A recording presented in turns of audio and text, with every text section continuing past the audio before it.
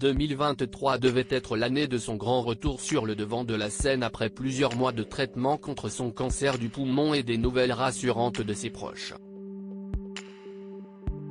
La promotion de Pagny par Florent, parue le 5 avril, s'est pourtant accompagnée d'une mauvaise nouvelle. Un mois plus tôt, alors qu'il accordait une interview exclusive à Audrey Crespo-Mara pour l'émission 7 à 8, Florent Pagny révélait que la maladie aurait récidivé, une information qu'il a ensuite confirmée, 3 jours avant la publication de son récit autobiographique.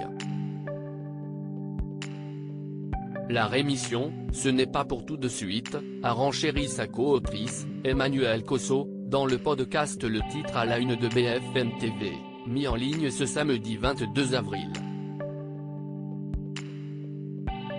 On se réjouira quand la rémission sera vraiment annoncée, a-t-elle tout de même déclaré, assurant que le chanteur de 61 ans va très bien dans la mesure de ce qui lui arrive et qu'il a repris avec assiduité le traitement. Il est hyper bon élève, et il supporte bien le traitement. À la fois la chimio pure et dure, à la fois l'immunothérapie quand s'y est le moment, et également des médecines douces, a précisé Emmanuelle Cosso. Florent Pagny, Michel Siemès, Céline Dion.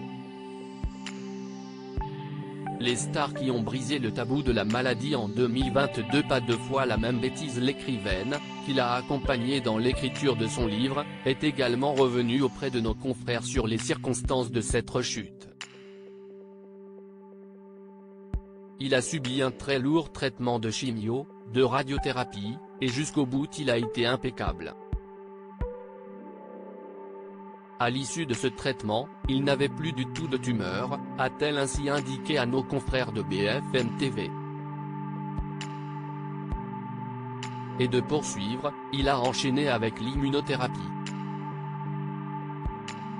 Après avoir été bloqué dans un hôpital pendant des mois et des mois, il avait tellement besoin de l'autre partie de sa vie qui est en Patagonie qu'il s'est dit, il faut que j'aille prendre l'air maintenant.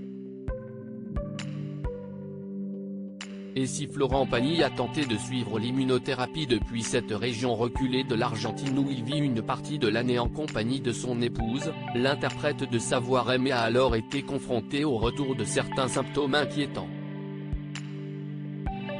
Si est-il un traitement compliqué à faire voyager? Malheureusement, il y a eu un ganglion, qui s'est mis à fixer, a rapporté Emmanuelle Cosso.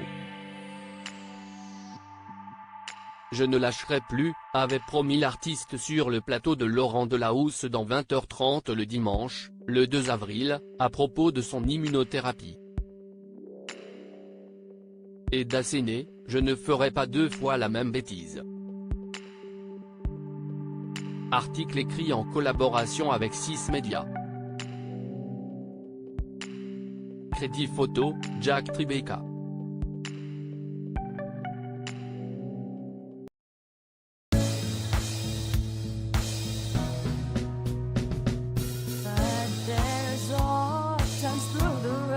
I think you can let me know. Sit down, sit back, let me help